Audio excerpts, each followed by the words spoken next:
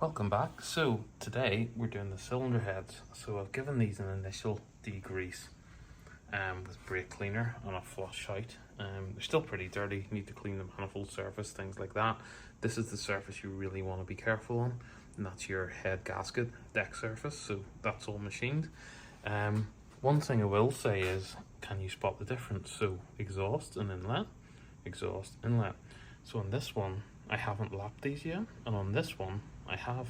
So you can see the difference there. And if you come down to a lapped valve and a new valve just out of the packet, you can see, apart from the preservation grease, that's pretty much a very dark machine surface. And this silver grey band is the actual seat contact surface of the valve when it's going on here. So what you do is you get some paste, fat, coarse or fine. You get your suction cup spinner and you put the paste on the valve, set it in, and then you basically back and forward with the suction cup, and that hand laps the valve to the seat. I'm going to do this for each one, and what I'll do is, very basically, I just draw a really basic example of a head and where each valve's going. So that means each valve is custom lapped to each pocket in the head. You basically got to do that for all 16 of them, and just take your time. So that's why it does take a bit more time to do the head. So now, once I've completed all the hand lapping, you then have to go back and clean all the valves. Be super careful that you haven't got any compound down into your valve stems, your guides, because then obviously friction when the engine's working, you don't want that getting flushed through your bearings, scoring it, whatever. But yeah, basically this is why keeping it clean really counts. So what I do is a tiny amount of my finger, put it on there, lap the valve, and then make sure I clean everything out after. So there's nothing in there, there's no material you feel that can go down in. So yeah, just take your time at it, relax, enjoy it. It's a nice process. So we've got our exhaust valves here, the Supertech kit. We've also got a matching inlet kit, and they also come with their own stem seals as well. So just keep everything in the box until you're ready to set it up. And it doesn't come labeled, so idiot's guide is the exhaust is the shiny one and the inlet is the black one. So that's how I remember it. I write it down, and I'll keep the valve stem seals in the appropriate box so I can't mix them up in the future, because when you're doing this over maybe a day or a week or a month, you do tend to forget. You think you'll remember, but not really. So just label everything, take your time at it, and yeah, that's it. So cylinder heads are getting prepped.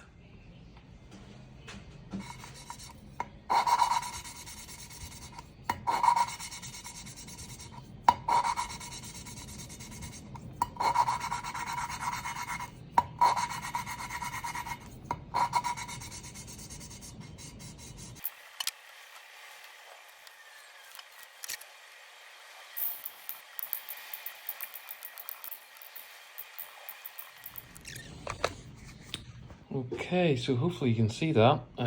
These are slowly improving. I used fine paste on this one, and I've used fine, didn't get the results I wanted, so I swapped over to the coarse paste, and now we're back to the fine paste, and that should hopefully give us a nice smooth seat. What you wanted to get rid of is there's like little dark spots, and that means that the whole surface isn't totally silver and flush. So you just want to go, it's trial and error, but just take your time at it until you get a good surface preparation. Okay, so hopefully you can see this. I've now done all 4 exhaust valves on this head. Time-wise, it took me about 45 minutes. It's up to you, how much time you want to spend on it, but you don't need to take off too much material, because bear in mind that when you lap these, you're actually grinding in the surface. So it'll be a tiny amount, but just don't go over the top, otherwise it'll affect your clearance later on. You just want a nice smooth seat surface to make a good contact when the valve closes and opens. So yeah, so the next plan will be, I'll do the 4 inlet valves, and then what we'll do is we'll put that head out of the way, and that will then mean that all the valves are matched. And as you can see, back to your diagram, just lay everything out the way you want to build it, and you can't go wrong. Basically in the future, everything's matched up, it looks good, and that's it. So enjoy the process. It's it's a marathon, not a sprint. So just have fun with it and stick the music on, cup of coffee and chill.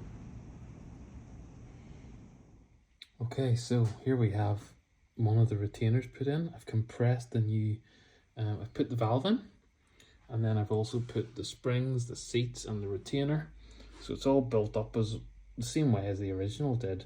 And then I'm compressing it. We'll try and get one more little lock in, valve lock, to match the other one, and then we'll slacken it off, and that will tighten in the valve, hopefully. It does take a bit of practice, this, to be honest, because the way you have the tools, sometimes it doesn't come up level and then these tend to pop out. So 2 or 3 times you'll get it in there, bit of practice, and it'll work. So basically this morning, after last night, I've hot water washed the cams, the heads. You can see how shiny they are now.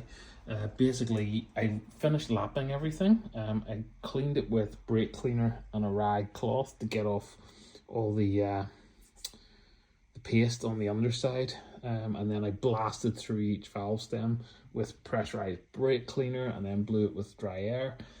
Basically make sure it's super clean. Then I washed it in hot soapy water, dried it off again, and now we're at the point where everything should be ultra clean. And before I put any valve in, just for good measure, I'm blasting the stem again with brake cleaner, letting it dry off, make sure there's no dirt. I'm lubricating the valve stem like that with some assembly paste, and then we're sticking it all back together one at a time. So just go by the process, take your time. As you can see, I've drawn a little example of where these go for each head.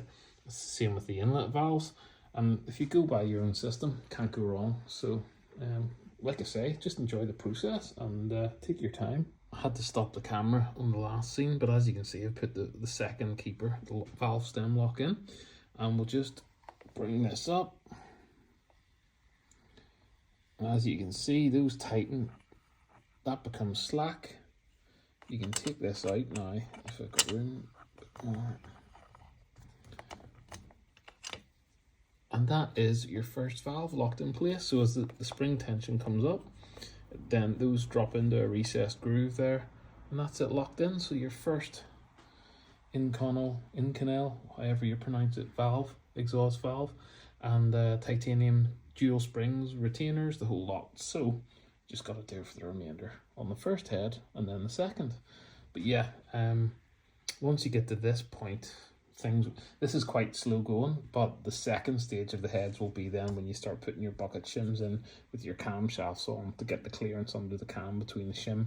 That's even a slower process. So like I say, the heads do take a lot longer, I find personally, but it's just the amount of cleaning you do, and then the measuring in the second stage once you got the head assembled. But if you're willing to do it, I mean, you're going to save yourself thousands of dollars, to be honest. So if you know how to do this, it's well worth it. And to be honest, it's more fun. You can say you've built your own engine fully, so go for it.